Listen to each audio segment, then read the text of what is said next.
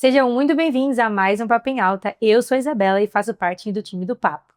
E hoje nós vamos falar sobre imóveis e leilão e convidamos uma pessoa muito especial que inclusive é colunista aqui do Papo Imobiliário. Carol Marques, advogada, rematante e também mentora de leilão de imóveis. É isso mesmo, né, Cá? É isso mesmo, bora falar muito de leilão aí, contar causos, falar, dar dicas quentes aí pra galera. Com certeza, Cá, já quero agradecer sua presença aqui em nome do time do Papo. Também já vi que o seu blazer maravilhoso na cor do Papo Imobiliário, né? Vim na palestra. Isso mesmo. E para começar, Cá, já queria que você desse uma introdução um pouquinho sobre você, um pouquinho da sua história, para quem está nos assistindo te conhecer um pouquinho mais. Legal, obrigada, prazer estar aqui. Gente, eu vim falar hoje sobre leilão, é a coisa que eu mais gosto de fazer, seja em churrasco, seja em podcast, bora lá. Eu tô arrematando leilão de imóveis há mais de 10 anos e foi curioso que eu falo que o leilão me empurrou, assim. Eu nunca pensei assim, eu vou trabalhar com leilão de imóveis. Na verdade, eu fui pro leilão de imóveis para fugir da locação. Então, fiz faculdade, né? Fiz direito, como você falou. Já não advogo mais na advocacia tradicional há 6, 7 anos, mais ou menos, porque estou totalmente focada em leilão de imóveis. Mas quando eu fazia faculdade no Rio, que eu fazia direito lá e vinha para São Paulo, eu inclusive pegava carona na Dutra, passei alguns perrenguezinhos até chegar aqui. Quem acha que aí, pessoal do imóvel já tem dinheiro. Calma, gente, dá para começar também sem. Você pega informação e dá para fazer. E aí, eu morava de aluguel. E eu achava um absurdo o que eu gastava com aluguel. E aí, eu resolvi dar um jeito de comprar meu imóvel. Como fazer isso? Aí, eu descobri o leilão. E aí, um caminho sem volta. Já avisa a galera, leilão é meio viciante, hein? E esse assunto é para você que quer saber mais sobre leilão, viu, de imóveis. Aqui a Carol, ela é especialista nesse assunto, então fica ligado nesse podcast que vai ter muita informação de valiosa, tá bom, gente? E para começar com a primeira pergunta, Carol, acho que já vou trazer um pouquinho mais de polêmica, porque eu acho que é interessante para a pessoa que está em casa saber, né? A gente é muito curioso para saber um pouco mais desse mundo, né? O que envolve o leilão. E a primeira coisa que eu quero te perguntar, leilão é furada? Olha, eu vou dizer em causa própria, assim, que eu saí lá de uma escassez, lá do aluguel, para hoje viver literalmente do leilão de imóveis. Então, seja em assessoria de leilão de imóveis, nas minhas arrematações próprias, na minha locação, eu abandonei a advocacia tradicional, já vai fazer 7 anos, justamente porque o leilão de imóveis traz um retorno, assim, é o que eu costumo falar, em menos tempo, o retorno é muito maior. Então, não é furada, apesar de que, gente, nada é fácil, é aquilo de escolha suas batalhas, né? Sim. Eu queria dizer para vocês, vem pro leilão de imóveis, que tá tudo lindo, não tem problema nenhum aqui. Temos problemas? Temos. A questão os problemas que você lida, depois que você aprende o passo a passo e o método, você lida com problemas que vão te trazer muito dinheiro em pouco tempo. Sim. Então, escolha suas batalhas, né? Eu vou contar aqui para vocês algumas furadas. Então, por exemplo, já teve caso de eu fazer uma arrematação, da gente negociar a desocupação, a pessoa não querer sair, entramos com a ação, a pessoa saiu, depois de uns 3 dias já tinha trocado fechadura, ele abriu a janela e ele entrou. Gente, condomínio fechado. Meu Deus. Condomínio fechado, imóveis de luxo. Então a gente acha aí que só tem rolo aí na periferia. Não tem não, a galera é sem noção. E aí você fala assim, caramba, mas e aí, o que aconteceu? Sim. A pessoa pulou a janela, e aí o síndico, né, a portaria me ligou, cheguei lá com meu marido correndo, a gente nem morava lá ainda, gente, a gente tinha acabado de se emitir na posse, tinha 3 dias. A hora que a gente chegou lá, ele abriu a janela e falou, vocês querem morar com a gente? Começaram a tentar alguma provocação. Olha só. Então, assim, leilão é furada? Gente, em 10 anos, um pouquinho mais de 10 anos, que a gente virou aí em 2026 arrematando, foi o único caso que eu passei e a gente foi pra delegacia. Só que esse foi um imóvel que a gente arrematou por 520 mil e vendeu ele por 1,5 milhão na pandemia. Olha só. Então, é o que eu falo, escolha suas batalhas. Eu falo, a minha mãe ficou, você foi na delegacia, foi esse homem doido e tal. Mas foi justamente a virada de chave que na época, era eu e meu noivo, a gente precisava pra gente, desse a gente arrematou 3, e de 3 a gente fez mais, e hoje a gente conseguiu ele parar de trabalhar como geólogo, hoje ele é meu marido troféu. Eu vou botar uma foto dele aqui, gente, vamos fazer uma montagem, ele vai morrer de vergonha. Vamos fazer. Fala, sei que você é bonitão mesmo, o troféu. Mas hoje a gente vive literalmente de leilão, tanto eu quanto ele. Então, leilão é uma furada? Cara, não é. É uma furada para quem não sabe, e eu vejo que recebo muitas mensagens no Instagram, tem muito aventureiro por aí, gente. Eu recebi uma mensagem de um cara que falou, Carol, eu arrematei, eu não sabia que se eu desse lance eu teria que pagar. Aí eu falei, oi? Ele entrou, deu um lance, não sabia ler edital, se ele estava herdando dívida ou não, que é o grande quê do leilão, e ele deu o lance e teve que aguentar e ir para frente. Então, leilão pode ser uma furada? Pode ser uma furada se você não tem informação. Se você tem informação de passo a passo, como ler um edital, como ler uma matrícula, gente, leilão é vida, assim, são viradas de chave, e ele me fez chegar hoje onde eu tô, E a minha situação hoje é de ter muito tempo, de conseguir trabalhar no menor tempo e ter um retorno maior. Então eu falo que eu desejo leilão para todo mundo. Que legal, cara. Ou seja, tudo na vida tem os seus prós e contras, né? É questão de decisão, né? E uma dúvida também, Ká, que eu queria te perguntar é tipo assim, o que que faz o leilão, o imóvel, no caso, entrar pro leilão? Certo, legal. Gente, tem duas modalidades de leilão. Tem leilão judicial e o extrajudicial. O que é o extrajudicial? É o famoso leilão do banco, o leilão da Caixa, Banco do Brasil, Santander. O leilão extrajudicial, a pessoa chegou lá para financiar o imóvel, a gente juridicamente chama de alienação fiduciária. Mas, aí, no jargão popular, o que é? Você comprou um imóvel, chegou lá, banco, seguinte, eu quero comprar esse imóvel aqui, eu não tenho dinheiro. Você me empresta o dinheiro? O banco fala, te empresto. Só que a gente vai fazer um contratinho aqui que é o seguinte, se você não me paga 3 parcelas, eu vou retomar esse imóvel e aí eu vou colocar ele para leilão. Combinado? Eu vou pegar esse dinheiro de qualquer jeito. O seu imóvel está em garantia. Então, esse é o maior número assim, de leilões extrajudiciais. Você vê a Caixa, ela é campeã de leilão extrajudicial, justamente pela pessoa que faz esse contrato de alienação fiduciária e não paga. Eu lembro, a primeira arrematação que eu fiz, como eu não era da área, né, gente? A gente do direito, a gente não aprende leilão na faculdade. Então, eu falo que hoje tem poucos advogados por isso. Então, quando eu atuava no ramo de direito trabalhista e previdenciário. Antes de eu fazer um monte de curso, mentoria, ler muito sobre... mas justamente a gente não sabe, eu não conseguia entender como é que eu arrematei o meu primeiro leilão de imóvel, que foi na Caixa, sem nenhum juiz dar decisão. Eu falei, gente, mas não tem nenhum juiz dando a decisão aqui, o banco chega e ele manda, porque o contrato de alienação fiduciária, ele dá esse poder. Então, a gente vai dar aqui, vai ser menos juros, vai ter mais facilitação. Então, antigamente, há muitos anos atrás, a gente não via o pessoal de baixa renda conseguir ter um imóvel próprio. Sim. Hoje a gente consegue, só que por outro lado, o banco, ele não fica sem a parte dele. O banco, ele já bota lá, então tem essa lei da alienação fiduciária que a pessoa não pagou 3 prestações, o banco vai fazer a notificação, que é a chance, amigão, você tá me devendo, bora pagar? Lembra que se você não me pagar, você vai ter que pagar lá com o seu imóvel, eu vou retomar o seu imóvel. Então, o leilão extrajudicial, o leilão dos bancos é justamente isso, a pessoa que fez o financiamento e não conseguiu pagar.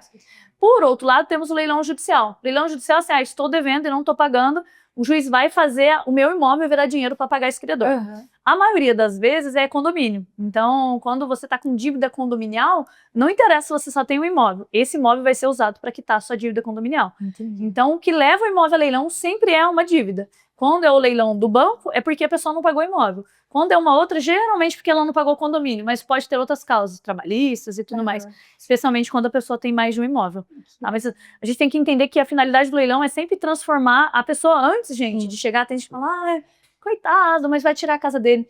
Gente, quando é um processo judicial, tem todo o procedimento até chegar no leilão de imóveis. Então, o juiz faz a tentativa de acordo, faz a tentativa de bloqueio de conta, você tem o seu tempo para se defender. Tanto que um leilão judicial, você vai ver, não é assim, de 2026 e já entraram. É um processo de anos. Então, o leilão ele é muito para a justiça também, para pagar o credor e botar fim àquele imbróglio jurídico ali. Então, tem a compreensão social de pagar ali os credores. E era exatamente a próxima pergunta, que eu ia perguntar se todo imóvel de leilão vinha com uma dívida, era um mito. Como você explicou, né? Como é que funciona assim? Todo imóvel de leilão ele vem por conta de uma dívida, isso inegável. A questão é, o edital vai trazer pra gente se a gente, arrematante, vai ser o responsabilizado por pagar essa dívida ou não. E, gente, eu preciso fazer uma observação aqui, que eu sempre falo para todo mundo, quando a gente fala de dívida, que você pode arcar quando você remata o imóvel, é dívida de IPTU e de condomínio. Jamais quando a pessoa tem uma dívida, ela está devendo para o banco, ela está devendo o débito trabalhista, ela tem 10 imóveis lá, 10 processos trabalhistas e está constando na matrícula lá. A gente, arrematante, nunca vai pagar por débito trabalhista, nunca, gente. Eu falo que se a gente gravar essa informação, você já está muito na frente até de vários advogados que falam isso. Mas assim, qual é a sua chance de ter alguma dívida? De IPTU e de condomínio. E como eu vou saber se tem ou não? O edital vai me passar ou não essa responsabilidade. Então, por exemplo, olha que curioso, eu já arrematei um imóvel, inclusive foi aqui em São Paulo, no Morumbi, de 500 mil reais, que só de dívida trabalhista tinha 800 mil. Então, a dívida trabalhista, por ter natureza alimentar, ela recebe antes. Então, esse cara, ele tinha débito trabalhista, ele tinha débito de condomínio e ele tinha débito de IPTU. Então, ele devia para tudo, passou na rua, estava devendo para ele. E aí, quando eu olhei o edital, eu estava dizendo que eu não era responsabilizada por pagar IPTU e condomínio. Então, gente, eu não me importei que essa pessoa estava devendo mais de 1 milhão, que só de condomínio tinha mais de 300 mil, porque o edital me isentava dessa responsabilidade. E tá aí a grande importância de você aprender o passo a passo para você fazer uma arrematação segura. Você tem que saber ler o edital e saber Eu vou ter que pagar a dívida de IPTU e condomínio? Ah, eu vou, o edital tá me passando, beleza. Então eu vou descobrir qual é o valor dessa dívida. Para quê? Para eu botar na minha planilha de viabilidade para ver se faz sentido. Sim. Então eu já arrematei um imóvel, por exemplo, que me passava a dívida, que era minha, só que estava com 5 mil de dívida. Gente, eu botei 5 mil de dívida na calculadora, tava linda a lucratividade, aí você vai para cima. Então, a gente tem que saber ler o edital para justamente saber se você vai pagar o IPTU e o condomínio ou não. Que a gente chama de débito próprio terreno, ele cola no imóvel. Então, até quando você compra um imóvel no mercado tradicional, se você compra ele e ele está com dívida de condomínio ou dívida de IPTU, você que comprou, você está carregando, ele cola no imóvel. Então, justamente por isso que tem todas as certidões. No leilão de imóveis não é diferente, só que a regra do jogo é olhar o edital. Então, nesse imóvel que eu falei para vocês, que eu arrematei, que tinha mais de 800 mil de dívida trabalhista, ó, se entrou 500 mil de crédito que eu paguei no imóvel, o que o juiz fez? Primeiro ele vai lá e paga todos os débitos trabalhistas. Quanto que sobrou para o condomínio? Sobrou nada. Tinha 300 mil de dívida de condomínio. Tinha 100 mil de dívida de IPTU, não sobrou nada. Mas o edital estava me passando a isenção. Então eu comprei sem medo. Arrematei sem medo. E aí o condomínio me passou a certidão negativa. O IPTU também, a prefeitura também expediu a certidão. E eu vendi esse imóvel. Tá, Carol, mas e aí, como é que esse condomínio faz para receber? Se ele não vai receber de você e nem IPTU? Eles têm que continuar o processo com esse antigo devedor, visando buscar esse valor. Por outro lado, se eu leio o edital e ele está dizendo o arrematante vai ser o responsabilizado por pagar as dívidas próprio terreno, né, que é o IPTU e o condomínio. E aí eu já tenho que ligar o alerta e correr atrás para saber. A Prefeitura de São Paulo, por exemplo, tem um site lindo que você bota lá, débitos IPTU Prefeitura de São Paulo, ele já vai aparecer lá, vai pedir o número do registro imobiliário, você insere lá, ele vai vir. Ah, tá com 20 mil de dívida, tá com 10. E aí você vai fazer a sua viabilidade financeira para saber se tem sentido ou não. Não é porque, eu falo muito isso para os meus mentorados, não é porque o edital tá te passando a responsabilidade por pagar débito que você vai sair correndo. Calma, tem vezes que a dívida tá muito baixa e o valor de mercado tá absurdamente mais alto do que o valor que tem na leilão. Então, faz total sentido eu arrematar um imóvel que vale 1 milhão por 500 mil e ele ter 50 mil de dívida. Beleza, eu vou botar ele na minha planilha de viabilidade financeira, vou ver lá quanto que ele tá me dando, e aí sinal verde. O que não pode, porque muita gente que fala que leilão é furada. A galera que não sabe ler um edital, como esse rapaz que eu mencionei, que falou, ai, Carol, eu não sabia que se eu desse o lance eu tinha que pegar. Aí vamos supor que ele pega lá um imóvel que tá saindo, que o valor de mercado é 300 mil e tá indo por 160. Tá, e se tem 200 mil de dívida? Esse cara arrematou sem saber. Ele arrematou, ele vai ter que pegar. Aí ele vai pegar um imóvel que no mercado tá 300 mil, ele vai pagar 360 mil. Então, assim, é totalmente previsível os riscos do leilão, porque você vai ler o edital antes, você vai fazer uma pesquisa antes de procedimentos, para saber se a pessoa tem todo um checklist para você seguir. Então, eu falo que a furada é você entrar no negócio sem saber. Aí você quer desistir, você tem uma penalidade, você vai pagar multa, você pode ser banido de participar dos leilões. Então, você tem que fazer tudo muito consciente. Se você está fazendo consciente, cara, vai te botar muito dinheiro no bolso. Vai te sobrar dinheiro e vai sobrar tempo. Ou seja, busquem conhecimento sobre leilão, viu? E a Carla é fera nesse assunto, viu, gente? Inclusive, nós vamos deixar até as redes sociais daqui aqui embaixo para vocês seguirem e acompanharem mais do conteúdo dela, tá bom? E cá, quando a gente fala também sobre o leilão, a gente também liga com a desocupação, né? E eu queria saber de você, qual foi o maior tempo que você já levou para desocupar um imóvel de leilão? Legal, essa pergunta é muito boa porque eu falo que ela tá no top 1 de mitos do leilão de imóvel. Todo mundo que você fala sobre leilão de imóveis, e é muito curioso que o leilão de imóveis você pode falar num ambiente corporativo, você fala no churrasco, você fala bebendo uma cerveja. Todo mundo quer saber sobre leilão, é uma curiosidade muito grande de todo mundo, e o top 1 mito da galera é sobre a desocupação. Então, você vai comprar um imóvel de leilão, como é que você vai fazer para desocupar? Leva muitos anos, se tiver uma grávida, se tiver uma criança. Respondendo a sua pergunta e depois trazendo detalhadamente, a desocupação mais lenta que eu levei para fazer, mais demorada, demorou 6 meses, que foi o doido que a gente fez a desocupação e voltou.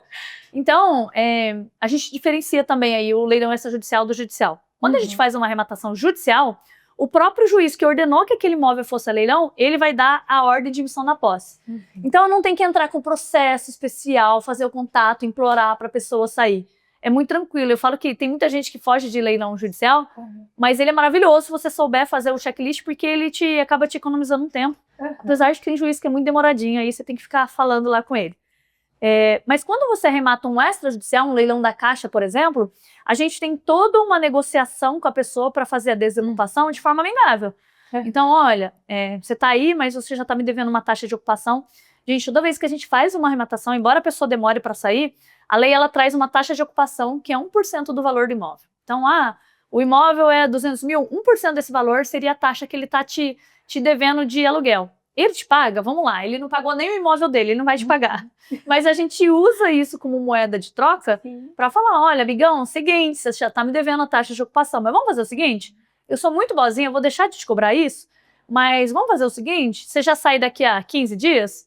E aí, é um detalhe interessante que eu trago muito isso na mentoria, ninguém sai em 15 dias, gente, nem quando você está na locação. Sim. Por que então que eu falo 15? Porque se você fala 30, ele quer 90, se você fala 100, ele quer 120. Eu falo 15 para falar, bora, amigo. E quando ele me pedir 30, eu falar, tá bom, mas eu já tô te concedendo, porque eu queria que você saísse em 15. Sim. Então é aquele jogo do perde-ganha para todo mundo sair na boa. Mas é muito geral, todo mundo fala que a desocupação leva anos. E é uma curiosidade da galera, tá, e se tiver criança, se tiver um idoso? Gente, vamos lá, eu que tenho um monte de filho, eu tenho 2 filhos, mas é um monte de filho, que eles têm a energia e são pequenos. Gente, é argumento para eu não pagar a taxa de condomínio? Eu tenho 2 filhos, então eu não vou pagar a minha cota condominial, porque ninguém vai me tirar daqui. E aí eu vou tendo filho, né? Que se depender do meu marido, a gente vai crescendo isso, tendo filho. E aí, eu vou ter esse monte de filho e não vou pagar a taxa condominial, meu condomínio custa R$2.000. Em um ano eu vou economizar 24 mil, vou ficar lá tendo filho atrás de filho. Ter filhos, estar grávida, ser idoso, não justifica que ninguém fique ocupando o imóvel que não é dele. Então, esse é um dos maiores mitos. Que se você arrematar e tiver uma grávida, um idoso, um papagaio, um gato, não interessa. A desocupação ela vai ocorrer independente de quem está ali. Então, judicialmente falando, se esse imóvel de leilão foi de origem judicial, o próprio juiz vai dar essa ordem para a pessoa sair. Geralmente, o juiz dá ali de 30 a 60 dias. Paralelamente a isso, a gente está falando de imóvel Caixa, Banco do Brasil, né, que são os extrajudiciais, Santander e tudo mais, nesses, a gente faz a negociação para a pessoa sair de forma amigável, inclusive no escritório a gente tem uma taxa aí de 80%, a gente consegue fazer muita notificação amigável para a pessoa sair. É amigável, depois eu falo aqui, mas ali de repente oferecendo um caminhão de mudança, oferecendo uma calção, tem ali uma negociação, né? Comprar o ar-condicionado do cara que tá lá velho, que você sabe que não vale aquilo que ele quer, aí você dá para ficar amiguinho dele. Mas quando a gente não consegue uma desocupação amigável, a gente entra com a ação de admissão na posse. Essa ação de admissão na posse, o juiz dá tutela para saída em 60 dias.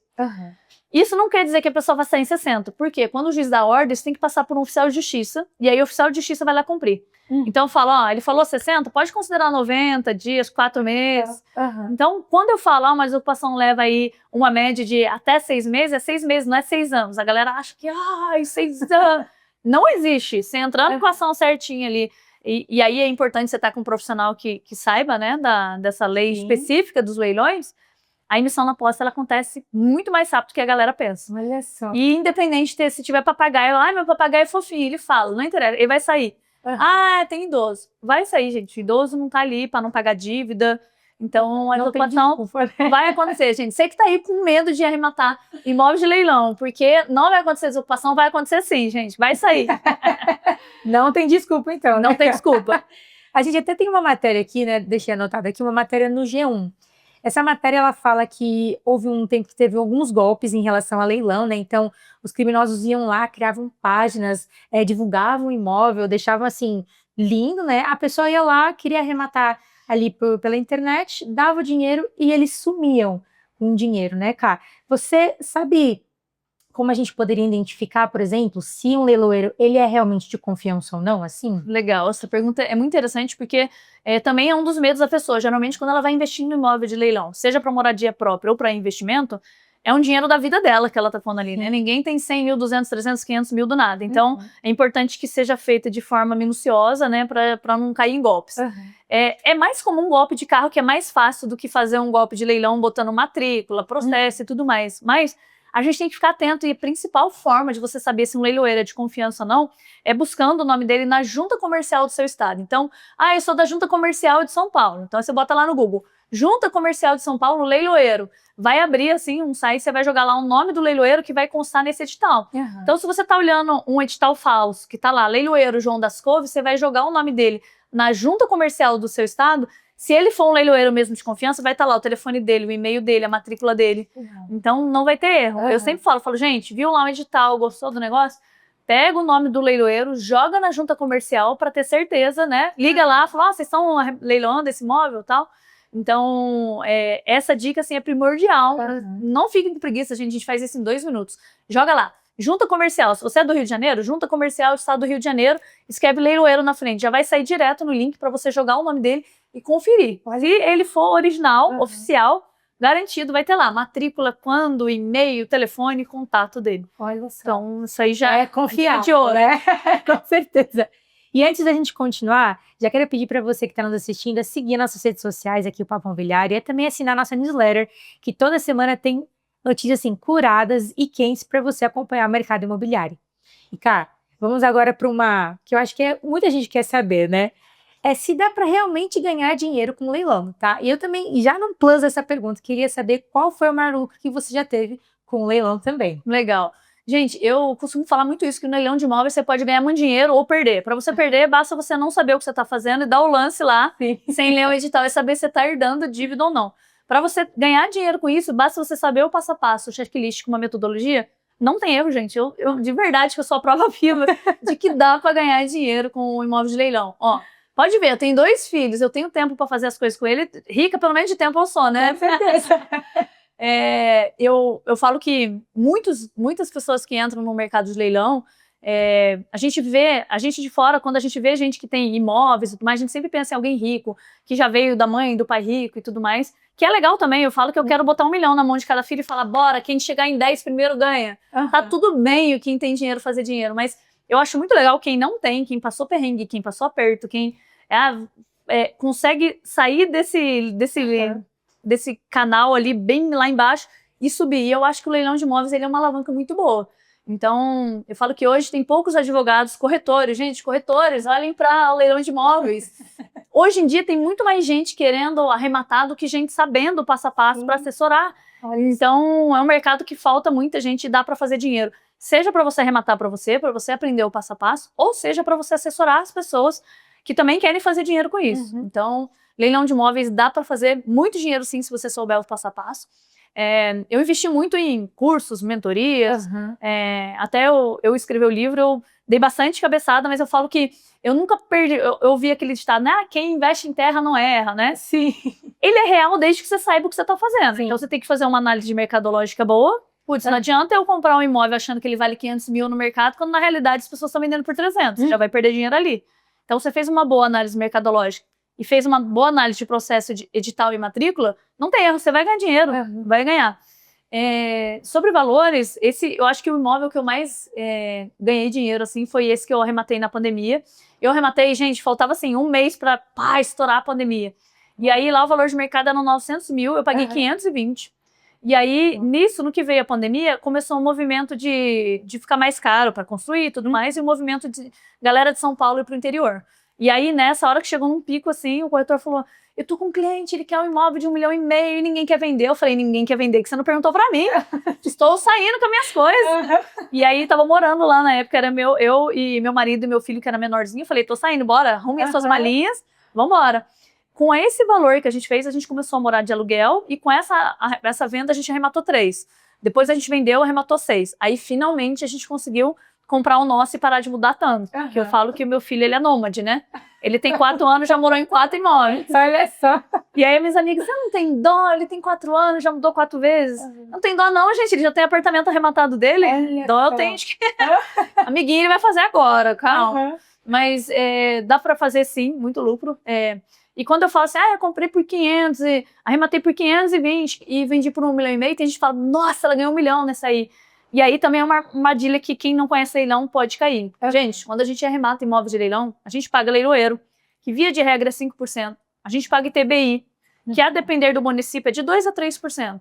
Você paga custas cartorárias, você paga reforma. Sim. Quando eu cheguei nesse imóvel aí, por exemplo, que é um imóvel muito curioso, assim, eu falo que ele foi o que me deu o maior retorno financeiro, foi esse aí, mas foi o que me deu mais dor de cabeça também. O rapaz que morava lá era o próprio matador de aluguel. Quando a gente foi fazer o histórico dele, o que a gente descobriu, gente? Olha que curioso. E era um imóvel de luxo também, não era um apartamentinho, não, era casa mesmo, de 300 metros quadrados e tal. O que a gente descobriu dele, né? Olhando os processos dele e tudo mais, ele era um matador de aluguel. Então, o que ele fazia? Ele ia lá, e ele era muito bem vestido, o cara falava bem. Eu lembro quando eu arrematei, o síndico falou assim pra mim, Carol, não tenta negociar a saída com ele, que ele é tão bom de lábia que ele vai ficar aí 1 ano, você vai pagar aluguel pra ele ainda. Olha! Eu falei, não, pode deixar comigo, liso por liso, vai dar certo. Gente, quando eu fui falar com ele, era uma pessoa bem apessoada, todo bem vestido, bonitão. Sorte que o meu marido também porque o cara era bonito mesmo. Cara bonito, bem apessoado, com papo e tal. O que ele fazia? Depois a gente foi descobrir, ele tinha 5 processos que ele fazia isso. Ele só alugava cobertura, só imóvel legal. E aí ele pagava bonitinho os 2 primeiros meses, depois ele parava, aí ele esperava a pessoa entrar com a ação, tal. Então ele ligava 5 meses aqui, 6 ali. Gente, nos aluguéis que ele pegava de 7 mil reais, uns meses aqui, uns meses ali, que esse cara ganhou dinheiro matando aluguel. Olha! E aí depois a gente descobriu que ele falsificou, esse imóvel que ele arrematou da Caixa, ele falsificou o comprovante, o lerite dele. O cara era bom mesmo, até pra falsificar. E aí quando a gente foi entrar no imóvel, tinha na época, gente, tô falando de 8 anos atrás, sabe aquelas maquininhas de papel timbrado que a pessoa fingia um carimbinho ali? O cara tinha essa máquina na casa dele, aí ele tinha os olerites lá, tudo carimbadão, e conseguiu enganar a Caixa. O que ele fez? Ele financiou com a Caixa, nunca pagou, a Caixa levou alguns meses para entender que ele não ia pagar, notificou, ele foi lá, fez a renegociação da dívida, nisso ele morou mais 1 ano de graça. Esse homem aí economizou uns 200, 300 mil reais na vida dele, só nessa aí de matador de aluguel. Então, eu falo que esse imóvel foi o que me deu mais lucro e foi também o que me deu mais dor de cabeça. Esse aí foi o recorde. E aí, esse pessoal deixava lá gato na casa, deixaram um cachorrinho abandonado. Nossa, eles são... Eu falo pra todo mundo que fala, ai, eu tenho super dó de quem perde imóvel do leilão. Gente, tem dós e dós, né? Primeiro, a pessoa notificada, não é que você tá lá pagando e do nada vem e arranca. Sim. Você se comprometeu a pagar. Se você fosse credor, você também não ia querer receber? Segunda coisa, ele deixou lá um cachorro abandonado, gato abandonado, gente, um monte. Aí a casa tinha todas as sujeiras possíveis dos animais. Eles deixaram lá dentro. Então, assim que a gente chegou, a gente já teve que fazer a gente fez um registro na Polícia Ambiental de abandono de abandono dos animaizinhos. E aí eles falaram, ó, você vai ter que dar conta aí. Aí a gente foi procurar a gente para adoção, enfim. Então, às vezes você arremata, aí olha isso, deixou isso para trás, deixou um carro que não funcionava para trás na garagem. E aí, quando você arremata, você fala assim, não, esse cara vai ter que vir aqui tirar. Não tirou, a gente teve que pagar guincho para tirar de lá, para levar lá onde ele estava. Então, leilão de imóveis tem umas dorzinhas de cabeça? Tem umas dorzinhas de cabeça. Mas líquido aí no nosso bolso, olha, ficou uns 700 mil reais. Então, assim, eu no direito trabalhista previdenciário, nem 10 anos atuando nisso, eu ganharia isso. Então, é aquilo do escolha suas batalhas mesmo. Então, a minha mãe falou, ai, isso aí você foi parar até na delegacia, porque quando a gente chegou lá, o oficial de justiça falou, tô procurando esse cara faz tempo. Eu falei, o que ele fez? Querendo saber essa faquinha, né? O que ele fez? Ele tinha alugado um carro na Localiza e não tinha devolvido. Ele literalmente alugou o carro e não devolveu. E aí, ou seja, esse cara, ele fugia pra todo lado. Fugia. E aí, deu esse problema. A gente teve que ir pra delegacia e tal. Da delegacia, o juiz falou, ó, vamos todo mundo pra sua casa. Na segunda-feira, isso era sábado. Na segunda-feira, o juiz decide. Falei, vamos, bora. Chegamos. Deu tudo certo, nunca mais esse cara apareceu na nossa vida, porque tem gente que fica com medo, né? Sim. E eu falo que, geralmente, as pessoas que estão lá ocupando o imóvel e perdem a casa, ele não tem raiva de você que arrematou. Ele tem raiva da Caixa, os normais, não o matador de aluguel. Por que ele tem raiva da Caixa? Porque ele pagou 10 anos certinho. E, cara, eu paguei 10 anos certinho, por 3 meses só eu não paguei, agora esse banco tá me tirando, esse banco só quer saber de dinheiro. E aí eu falo pra todo mundo, falo, gente, você vai arrematar? Bate no inimigo em comum. Pega lá e começa a falar mal da Caixa junto com o cara, vira amiguinho dele, puxa um café com ele e já vai tirando ele da sua casa, entendeu?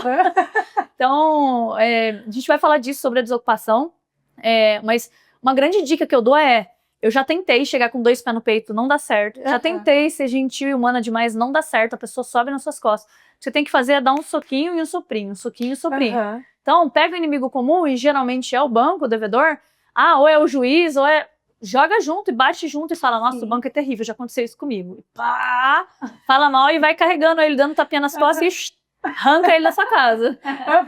Esse matador de aluguel até me lembrou do filme, cara, o Prenda-me se for capaz, né? Que é exatamente isso, né? Cara, é tão bom de lábia e Era o Que prêmio nada da você Miss ganhou, né? Capaz total. O oficial falou, eu tô procurando esse cara faz tempo. Olha só. Aí tava São José inteiro procurando, ele já tava, ó, Tava longe, né? pegou o carro alugado, ó, Isso é marcha, né? saiu fora. E você até falou um pouquinho do seu livro, né, Cá? Fala um pouquinho pra gente que tá assistindo, né? Explica um pouquinho do que tem aqui dentro, porque eu sei que tem muita informação valiosa, né? Legal. Gente, esse livro, Zero a Milhão com Leilão, eu escrevi justamente com base na minha jornada, depois que eu tava com dezenas de arrematação. No começo, quando eu comecei a arrematar, 10 anos atrás, gente, não tinha essa de galera que dá curso, que dá mentoria, não tinha essa. Então eu fui com a cara e com a coragem. Eu lembro que eu ia lá na caixa, eu conversava com o pessoal lá. Alguém conhece aqui de leilão? Ah, fulana sabe mais ou menos. Eu falei, chama ela. E uma amiga minha que era advogada falou que uma tia dela trabalhava na caixa também com essa questão de leilão de imóveis. Então era aquelas informações assim, peguei um pouco aqui, peguei um pouco aqui. Eu lembro que eu li o edital e não entendia nada, porque, gente, o edital, depois que você explica, igual no livro, tá muito bem explicado, e depois o livro, né, eu acabei transformando numa mentoria, mas depois que você entende o que tá ali, é muito tranquilo. Mas a primeira, a quinta, se não tem alguém para te explicar o que significa subroga-se, você fala assim, o que é isso? Então eu ficava muito perdida no começo. E aí depois de fazer algumas dezenas de arrematações e cursos e mentorias, eu decidi, né, quando eu já tinha muita anotação, eu decidi escrever esse livro, porque no mundo do leilão de imóveis não tem muito livro, e eu queria uma coisa com zero juridiquês, que é o que acontece com esse livro. Eu explico, e eu uso, o único juridiquês que eu preciso usar é o que vai ter no edital. E aí eu explico, e aí eu vou dando sempre exemplos. Então, como eu já arrematei algumas dezenas de imóveis, tudo que eu ia explicando, eu dava um exemplo, porque já aconteceu. Então, eu vi até algumas avaliações que o pessoal fez na Amazon, dizendo, de fácil entendimento e tal. Justamente porque eu acho que isso, quando você linka com uma situação real, a pessoa consegue entender melhor, né? Então, se quiser saber de leilão de imóveis, ó, esse livro aí eu indico, hein? Que legal. A autora é boa, hein? Inclusive, gente, reforçando com vocês, nós vamos deixar aqui na descrição o link das redes sociais da Carol para vocês acompanharem mais o conteúdo e com certeza ela vai estar disponibilizando para você adquirir o seu, tá bom? E, Cá, a gente até estava conversando aqui antes de começar as gravações, né? Sobre o financiar um imóvel de leilão, ou até quem tem um nome sujo. Isso é possível? Legal. É uma dúvida muito recorrente das pessoas. Mas dá para financiar imóvel de leilão? Dá para utilizar FGTS? Dá, né? Então tem algumas dúvidas assim. Gente, tem que separar o leilão extrajudicial, que é o leilão do banco, do leilão judicial. O extrajudicial, que é o leilão do banco, e 90% são imóveis da Caixa, ele vai estar constando num resuminho do edital. Quando você entra lá, imóveis Caixa, ele tem um resuminho. E lá vai estar escrito, aceita FGTS, aceita financiamento. Se ele não aceitar financiamento, ele vai estar escrito assim, aceita somente recursos próprios. E aí, no caso, né, não aceita financiamento. Então, é possível arrematar com financiamento? Totalmente possível, no extrajudicial. No que é do juiz, a gente tem que entender que o juiz ele não é uma instituição bancária. Então, com o juiz é parcelamento. E aí, muita gente me pergunta, qual é a diferença do financiamento e parcelamento? Quem financia é banco. E aí, a gente vai saber se é possível ou não o financiamento no edital. Então, a Caixa, ela traz, tem mês que ela fala, mês das mulheres, por exemplo, teve uma promoção em março do ano passado, a gente sempre fica esperando, né, o mês de aniversário, mês das mulheres, que foram aceitando financiamento em vários, tiraram, a dívida que a Caixa que está pagando. A gente tem que olhar edital a edital, caso a caso, e na Caixa tem um resuminho, se eu que pago o condomínio IPTU ou é a Caixa que paga. Aceita financiamento ou só recursos próprios? Então, é totalmente possível que aceite. E a dica é, quem quer usar financiamento para arrematar, antes de ir lá e dar o lanção, ficar com o dedo nervoso lá querendo clicar, você tem que fazer antes a sua aprovação de crédito. Então, geralmente, você vai na instituição bancária, faz a aprovação de crédito e vê se você tem. Porque tem gente que fala, eu acho que o que eu ganho dá para fazer financiamento. Pá, vai lá e clica e depois você paga, tem multas, você pode ser banido dos próximos leilões se você desistir. Então, a dica é, aceita financiamento? Sim, desde que esteja no edital e desde que você tenha esse crédito para aprovar. Tá? E aí, qual é a diferença do parcelamento que eu falei do judicial? Então, o financiamento, cara, o banco financia lá 10 anos, 20 anos, 30 anos. O juiz, ele faz o parcelamento. Então, quando não tem lance à vista, o CPC, ele libera que a gente faça o parcelamento. E o parcelamento, ele funciona assim, com 25% de entrada, você pode parcelar em 30 vezes. E o que é legal disso? O juiz, ele não fica fazendo a sua análise de crédito, ele não olha o seu lerite, se você tem nome sujo, se você não tem, se você tem dinheiro, ele tá assim, ó, o imóvel vai ser hipotecado e se você não pagar essa dívida, eu vou pegar esse imóvel de novo, vou levar para leilão. Mas ele não faz aprovação de crédito nenhuma. Então tem muita gente que está negativada e consegue pegar um parcelado, depois já vende e o parcelamento termina de pagar. Então é um lance legal. Então, qual a diferença? Extrajudicial, dos bancos, você faz o financiamento lá em 30 anos com juros e tudo mais. né, tem a sua aprovação de crédito, você tem que ter esse crédito, né, pré-aprovado. Já no juiz, você faz o parcelamento. E o parcelamento legal é que não tem juros, você só tem atualização monetária. Então é muito legal. Eu rematei e aí eu tive um pulo do gato, que olha isso, tinha uma ação judicial, então eles estavam lá discutindo, era um posto que estava devendo para um banco. Então ele tinha mais de um imóvel, esse imóvel, pum, rodou para pagar. Aí o que eu fiz? Eu arrematei de forma parcelada, porque não teve nenhum lance à vista. Então se não tem nenhum lance à vista, eu consigo fazer de forma parcelada. Beleza, então era parcelamento lá de 2 anos e meio, então eu tinha que pagar todo mês e comprovar para o juiz. O que eu fiz? Eu consegui, então enquanto isso ficava hipotecado o imóvel. Aí o que eu fiz? Falei, eu vou deixar alugando, a hora que eu terminar de pagar eu vou lá e vendo. Mas se eu conseguir vender antes, é só eu pagar e pedir para o juiz baixar a hipoteca. Beleza, o que eu fiz? Eu consegui uma proposta para a pessoa comprar. Só que para a pessoa comprar, eu tenho que pagar para cair essa hipoteca. Aí o que eu fiz? Eu cheguei para a parte, né, para o advogado, falei, doutor, tudo bem? Dá para cair um dinheiro meu aí? Que esse caso era meu pessoal, não era de cliente? E eu tô querendo quitar com vocês, que eu não gosto desse negócio de pagar parcelado. Você não me dá um desconto se eu fizer em uma vez? Então olha isso. O imóvel valia 600 mil, eu arrematei ele por 320. Então ele já valia 600 mil, eu arrematei por 320 parcelado. E tô lá pagando. A hora que deu um ano, faltava lá umas prestações, eu falei, se eu te pagar numa vez só, pá, chego e faço o Pix pra você, você consegue me dar um desconto? Falei, nossa, nunca aconteceu isso, eu vou ver aqui, tal. Daí ele voltou, eu consigo te dar 10 mil de desconto. Falei, doutor, você vai receber mais de 100 mil na mão, você vai pegar seus honorários, porque a gente, advogado, se a gente tá recebendo parcelado, um crédito, a gente fica ali recebendo um honorário picadinho. Falei, doutor, convence ele lá, você vai conseguir mais. Gente, a gente pegou mais de 20 mil de desconto para pagar no Pix em uma vez, e aí o juiz já deu a baixa. E aí tá o pulo do gato, você não chega pro advogado dizendo assim, advogado, eu vou te pagar de toda forma porque eu preciso baixar essa hipoteca. Então, o que você pode me ver de desconto? Não, eu falei, eu tô com dinheiro aqui. Passou pela minha mente de pagar. Me fala aí se você tem uma proposta boa. Você consegue um desconto que daí eu pago? Aí pra ele foi bom, pra mim foi bom. Eu sei que o imóvel, deu mais de 20 mil de desconto. Eu consegui botar na reforma. E aí já estava vendido. A gente peticionou pro juiz dar a baixa. E eu fiz a venda normal do imóvel. Então, gente, é uma dúvida que o pessoal tem de financiamento e parcelamento. Quando você vende o imóvel financiado, os bancos se conversam. Então, eu tenho um imóvel que está financiado. Você quer comprar e você também vai financiar. O seu banco, que ele vem e quita com o meu e eu recebo dinheiro normal. Então, quando ele está financiado, você não tem isso. Nossa, vou ter que arrumar dinheiro para quitar, vou ter que arrumar 500 mil. Não, um banco conversa com outro, quita. Gente, é lindo fazer alavancagem patrimonial arrematando imóvel financiado. É lindo, você pega o dinheiro, faz o próximo e o próximo. E o judicial é bom também, só que você não vai fazer financiado em tantos anos, você vai fazer parcelado. Então, são 2 anos e pouco, só que você consegue negociar com a outra parte para você pegar um desconto desse. Então, essa arrematação aí que a gente estava com um ROI de 28%, passou de 30%, assim, tranquilamente. Falei, não, a gente vai ter que viajar com essa diferença aqui desse valor. Sim, com certeza. E, Cá, você tem alguma estratégia, por exemplo, para a gente saber qual o valor máximo que eu posso estar ali fazendo arremate de um imóvel de leilão, sem que essa oportunidade ela se transforme em um prejuízo? Sim, é que assim, é fundamental, porque o grande erro do leigo do leilão é achar que você arrematou um imóvel de 200 mil que vale 400, você ganhou 200. Não é assim. Por quê? Você vai pagar a comissão do leiloeiro, que via de regra 5%, você vai pagar de 2% a 3% de TBI, você vai pagar custos cartorários, que vai girar ali em torno de 4 mil reais, e você vai fazer uma obra, minimamente, mas não é uma obra de trocar tudo, mas minimamente uma mascarada que você vai dar ali, eu costumo botar 250 reais no metro quadrado. Então, você vai ter custos ali, e depois quando você vai fazer a venda, por exemplo, tem a parte do corretor. Para você saber qual é o lance máximo que você tem que dar, você tem que inserir tudo isso numa planilha de viabilidade financeira, porque se você não conseguir precificar isso, você vai ficar naquilo do achismo. Vou dar 200 mil, lá vale 400, eu acho que eu vou ganhar. Não pode ser acho. Tem que ter previsibilidade. Para ter previsibilidade, você tem que inserir nessa calculadora. Inclusive, quem quiser, me manda mensagem no Instagram, que eu forneço essa calculadora do leilão. Leilão.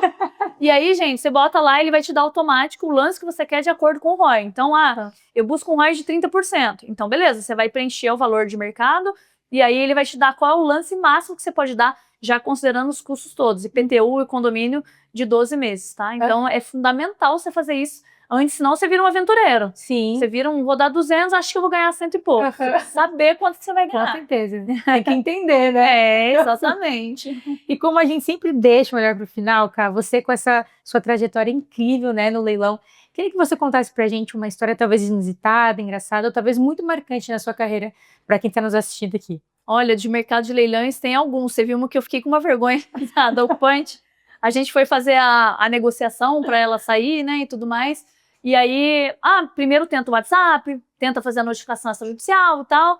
Aí ela, não, já falei com o meu advogado, eu não vou sair, a gente vai pra justiça, tá errado, o banco tá errando, tal, aquilo lá. Eu falei, não tem problema, eu tô tentando fazer uma negociação amigável, se não tem como, não tem problema, eu entro com a ação de emissão na posse, belezinha, legal. Aí, gente, entrei com a ação de emissão na posse, o juiz foi lá, o oficial de justiça foi lá, tirou a pessoa, foi forçada mesmo, ocupação forçada, porque quando tem acordo, beleza. Quando não tem acordo, o oficial de justiça bate lá, se for preciso, ele vai até com polícia. Aí, aquela vergonha, os vizinhos vêm, você saindo, o oficial indo lá. Enfim, foi uma desocupação, assim, chatinha, não foi do legalzinho de fazer, não. Beleza, morei nessa casa, porque igual eu falei no começo, como a gente não tinha dinheiro, a gente tava fugindo do aluguel, a gente arrematava, morava. Vendia, comprava o melhor, morava. Vendia, comprava o melhor, morava. Aí eu falei, vou morar aqui, espero que essa moça nunca mais me apareça, né? E aí tô lá eu andando, depois de uns 8 meses, tô andando na rua, veio essa moça, gente, andando com uma amiga aqui do lado, aqui assim, ó. Aí eu já vi, eu lembrei dela porque teve esse mini barraco, né? Aí eu lembrei dela, falei, ela vai me ignorar, vou ignorar ela, tá tudo certo, segui a minha reta.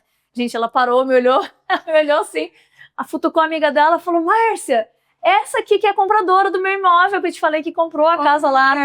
Gente, provavelmente, pra não ficar tão feia, ela falou pra galera que ela vendeu, né? E daí eu tava no meio daquilo ali, a gente não combinou essa coisa, e a mulher mó atriz, tipo, ela faltou ela me dar um abraço, assim, perguntar como é que tava a casa, né?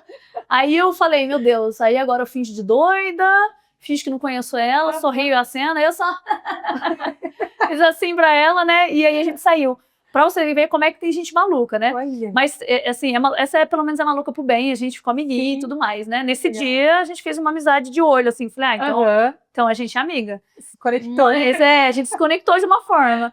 Mas, por exemplo, já teve uma, por exemplo, que eu conto, as pessoas falam, e agora? A pessoa abriu um boletim de ocorrência contra mim, falou que eu ameacei ela. Gente, vamos lá, eu ameacei ela. A gente não se conhecia, a gente nunca tinha se visto, eu não sei como é que eu ameacei ela. Primeira coisa, quem tem filho não tem tempo pra ameaçar ninguém, a gente tá cansada, a gente ameaça nossos filhos no chinelo, a gente não tem esse negócio de ameaçar terceiros, a gente tem medo. E aí, olha que história doida. A gente tava lá, enfim, tava muito próximo da pandemia também, nesse esquema. A gente fez a notificação para ela sair. Não vou sair, já vou ver com o meu advogado, que sempre rola isso. Se o ocupante está de boa fé, ele já vai negociar com você um prazo ali, tenta extorquir você, tirar um caminhão de mudança, alguma coisa, um dinheirinho, e sair. Tem gente que, eu vou ver meus direitos, porque quer ficar ali mais um tempo. Bom, aí o que aconteceu? Ela foi, vou ver meu direito, não vou sair, entrei com ação de emissão na posse. O juiz mandou sair em 60 dias. Beleza. Nisso, antes de eu entrar com a ação, eu ofereci para ela até o tal do caminhão de mudança. Não, eu não vou sair daqui. Tudo bem que o aluguel lá era mais caro que o caminhão de mudança. Valia a pena para ela 1 ou 2 meses que ela ficasse ali. Bom, aí nessa de conversar com ela, a hora que eu vi que eu ia ter que entrar com a ação mesmo, falei, bom, então eu não converso mais. A partir do momento que eu entro com a ação, eu não converso mais, porque daí a pessoa, depois ela quer já com a decisão do juiz, e aquele caminhão de mudança, tá de pé? Falou, acabou, sua chance já foi.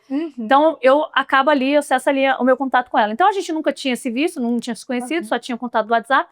Aí o juiz deu a tutela, 60 dias para ela sair, o oficial avisou ela. Quando o oficial avisou ela da saída, ela começou a me mandar mensagem.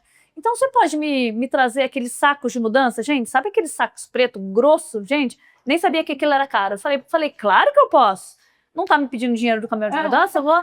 Aí eu falei pro meu marido, amor, compra um saco lá, aqueles de mudança, bem grosso lá, pra ela jogar tudo e sair logo. Quando ele foi comprar, ele ficou bravo. Ele, custa 300 conto, nem eu tenho esse saco grosso aqui, pelo amor de Deus, essa mulher vai... Saco de mudança grosso, eu tendo que fazer na encaixe e tal. Aí eu falei, ela quis dar uma extorquidinha na gente, mas tá tudo bem, ela vai sair. Beleza, vamos lá. Aí meu marido levou, falou, aí mandei mensagem, meu marido deixou na sua garagem, espero que dê certo, sua mudança em breve. A gente tava amiguinha. Beleza. Passou um tempinho, ela juntou lá no processo, abriu um boletim de o advogado dela, que ela abriu um boletim de ocorrência contra mim, que eu tava ameaçando ela, que eu tava forçando a barra e ameaçando ela de violência física. Aí eu pensei, gente, em que momento? Será que no saco? Que eu ia empurrar ela no saco e ia amarrar ela, né? E aí, qual era a questão? Ela abriu um boletim de ocorrência contra mim no dia 18. Dia 20, ela me mandando mensagem. Oi, o caminhão de mudança está de pé? Eu falei, não está de pé, a gente entrou com a ação. Aí ela falou, então pode ser um saco de lixo? Eu falei, pode, ela quer alguma coisa, deixa ela sair ganhando, né? Sim. Então, como ela abriu um boletim de ocorrência contra mim e 2 dias depois ela estava me pedindo saco de lixo? Olha. Ficou incongruente, né? Então eu juntei pro juiz, falei, excelência, seguinte, Eu não conheço ela, a gente nunca se encontrou, não sei quem é ela. Inclusive tá aqui, ela é minha amiguinha do saco de lixo, ela, eu e ela, tudo certo aqui. E aí o juiz condenou ela por má fé e tudo mais, e as pessoas me perguntam, e aí, você tem histórico por conta disso? Você ficou aí, você já não é réu primário? Não, gente, eu garanti meu réu primário ainda, porque não foi pra frente. Então, não fique com medo desses BO de, ai, e se alguém abrir um boletim de ocorrência contra mim? Você tá com a sua consciência tranquila? Você não fez nada? Cara, essa pessoa quem alega tem que provar. Ela vai ter que provar que você agrediu ela, que você fez alguma coisa. Nesse caso, quase que eu peguei o saco de lixo mesmo e... Mas, assim, a gente tem essas intercorrências são muito poucas. É uma outra história que tem, assim. A maior parte, por exemplo, eu já arrematei, olha, não sei nem contar, mas mais de 30 imóveis. Então, tem um ou outro caso que acontece isso. Mas, de novo, escolha as suas batalhas, né? Teve um caso muito curioso também, mas esse era a negociação de um cliente meu, que a gente estava negociando a saída, e o ocupante falou assim, pro síndico e pra mim, né, como advogada dela, pelo amor de Deus, não fala pra minha esposa que a gente tá saindo, ela não sabe dessa dívida, ela não sabe de nada. E aí o síndico tava lá, amiguinho dele, evitando que as cartas chegassem lá pra ela. Então ele pegava as cartas e entregava direto pra ele. E quando eu fui fazer o contato, eu falei, olha, é você e sua esposa, estão o nome dos dois na matrícula, né? Dele, não, pelo amor de Deus, ela não pode saber, eu vou dar um jeito, eu me enrolei e tal. Primeiro ele tentou ser mais de boa. Eu falei, ó, então faz o seguinte, te dou 15 dias pra você sair, eu não falo nada pra ela, vocês saem bonitinho, de mão dada, tá tudo certo. Aí passaram os 15 dias, não sei o que, eu não tô conseguindo ainda falar com a minha esposa e tal. Vamos fazer o seguinte, eu tenho uma ideia. Você, como advogada, faz uma proposta para compra do meu imóvel, mas no mercado tradicional. Então, esse imóvel era mais de 1 milhão, a arrematação dele valia mais de 2 milhões de mercado. Ele falou, ó, você pode fazer uma proposta de 2 milhões por escrito, com o logo do seu escritório? Daí eu mostro para minha esposa e a gente já sai na semana seguinte. E aí eu resolvo o seu problema e o meu. Porque eu vou me reerguer, minha esposa vai ficar sabendo. O cara me propôs isso. E aí até eu fiz uma enquete lá no Instagram. Falei, gente, e aí? Pra mim, a maneira mais fácil dele sair, porque daí dava uma enganadinha nela, ela ia sair. Mas, cara, é justo ele fazer isso com ela? É um negócio que, assim, chega a ser tão doentio que se essa moça não sabe disso, de que mais ela não sabe? Onde que ela está vivendo, né? E aí tem uma questão da sororidade da mulher, né? Eu olhei, já fiquei brava, falei, que cara sem vergonha! Eu já queria achar a moça no Instagram pra falar, amiga, seu marido é devedor, procure outras coisas que vai ter mais, esse buraco é mais embaixo. E aí eu falei pra ele, olha, não tem esse tipo de conduta. Primeiro que, assim, eu usar o logo do meu escritório, a minha OAB é uma cultura antiética. Inclusive tem essa questão de mulher com mulher, mas, cara, tem uma questão profissional, eu vou mandar nele. Então, beleza, então a gente não vai sair em 15 dias, então você aguarda 60 dias.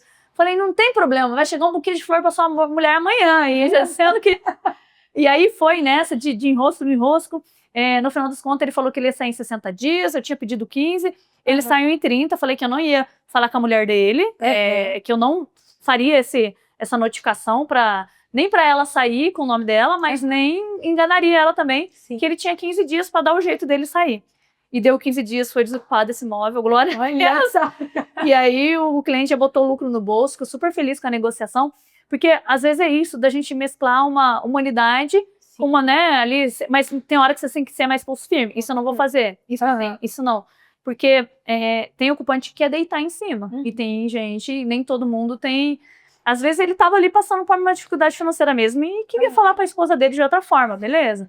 Agora, eu fazer uma notificação, usar minha OAB e tudo mais pra enganar essa moça, muito longe disso, tá doida. Eu tava doida pra encontrar no Instagram e falar, você sabe quanto de dívida que seu marido tem? Exatamente, cara. São muitas histórias, né? Muito acontecimento. Tem uns acontecimentinhos legais aí, viu? O bom é que no final de tudo dá dinheiro, no final das contas. Isso. Dá certo. Deu tudo certo. Dá ROI. E, cara, eu queria que você desse um conselho para quem está começando, seja quem quer arrematar ou também está começando nessa questão de leiloar imóveis. Qual conselho você poderia deixar para essa pessoa? Legal. Eu falo que no mundo do leilão de imóveis tem duas formas de você entrar. Gente, é absurdamente lucrativo, só que você tem duas formas de entrar. Ou você entra pagando uma assessoria, e aí a assessoria, o que ela vai fazer? Ela vai lá, vai encontrar o imóvel, vai fazer aquilo da JUSESP lá, da Junta Comercial, de saber se o leiloeiro é de confiança, vai analisar o edital para saber se tem dívida, se não tem, vai inserir na calculadora, se tiver dívida, ela vai buscar qual que é, vai inserir e vai fazer todo o serviço para você, inclusive vai regulamentar e tirar a pessoa de lá, fazer acordo ou entrar com a ação. Então, na assessoria, ela vai fazer tudo. Geralmente, ela vai te cobrar 10% do valor da arrematação. Então, essa é uma forma de você entrar no mundo do leilão de imóveis. Vai diminuir o seu ROI? Vai, você vai ter que pagar 10%. A segunda forma é você mesmo aprender o passo a passo. Ah, Carol, mas eu não tenho que ser advogado? Não tem que ser advogado. Inclusive, dos meus mentorados hoje, de 20, eu tenho 5 advogados, aí vai um administrador, um contador, um economista, então, tem de tudo lá. Um corretor, inclusive, corretores, pelo amor de Deus, vão aprender leilão de imóveis, que a galera que quer assessoria vai em vocês primeiro. Vocês são uma fonte muito boa. Então, vou deixar um recado aí para os corretores que devem assistir a gente. Então, o conselho que eu dou é assim, aprenda a fazer a metodologia, aprenda o passo a passo. Gente, não é um bicho de 7 cabeças. Não vou dizer que leilão de imóveis você vai aprender, em 5 minutos, você vai assistir esse podcast e vai sair sabendo tudo. Mas você fazendo uma mentoria, um curso, lendo livro, sabendo o checklist, a metodologia, né? O que você tem que fazer ali, o que você tem que olhar no edital, você aprendendo isso, você vai aprender a arrematar com segurança, vai diminuir seus riscos, que hoje eu falo que o maior risco do leilão é o tempo. Então, putz, arrematei e o juiz está demorando demais para passar pelo nome, é o maior risco. Por quê? Se você fez análise de edital, de processo de matrícula, como a gente ensina e fez o checklist, não tem como errar. Você vai conseguir arrematar com segurança. Então, o maior conselho que eu dou é, estudem, aprenda o passo a passo, não saiam clicando, não assiste vidinho do YouTube que fala um ou outro. É legal assistir vídeo do YouTube e vídeos informativos para você, estou começando a entender. Mas jamais dê o seu lance e bote o dinheiro da sua vida numa coisa que você ainda não sabe, com uma metodologia. Então, estudar é o melhor caminho, e eu falo isso. Não quero estudar, não tenho tempo e eu tenho muito dinheiro. Paga uma assessoria. Não tenho tanto dinheiro assim e quero fazer muito dinheiro. Aprenda o passo a passo, a metodologia, o checklist e vai fazer dinheiro com leilão de imóveis. Seja para moradia, inclusive. Tem muita gente que acha que só tem investidor. Tem crescido muito o número de gente procurando para moradia própria, porque, gente, um imóvel, antes eu tava brincando isso, antes um imóvel de 1 milhão era a casa do tio Phil, lá do Maluco no Pedaço, era mansão da Casa Branca. Hoje em dia 1 milhão é só uma casa, não é... Então, o mercado, ele tá valorizando cada vez mais. Você consegue, como alternativa, arrematando com imóvel de leilão, que aí você pega um desconto e pega aquele imóvel já valorizado, já construído, não precisa passar o cisto de comprar na planta. Então, o maior conselho é, estudem sobre leilão e saibam o passo a passo antes de você arrematar. Sabendo isso, vai embora fazer dinheiro. Vai embora. Cá, quanta informação valiosa para nós, viu? Quero já te agradecer por ter ficado aqui com a gente, presente nesse podcast. Quanta informação valiosa. Inclusive, você que nos assiste, não esqueça de anotar todos esses conselhos que a Cá nos deu. Reforçando com vocês mais uma vez, vamos deixar todas as redes sociais dela aqui no nosso link na bio. E também não esqueça de seguir o Papo Imobiliário nas suas redes sociais e assinar a nossa newsletter para receber todas as informações todas as semanas. E até o próximo papo.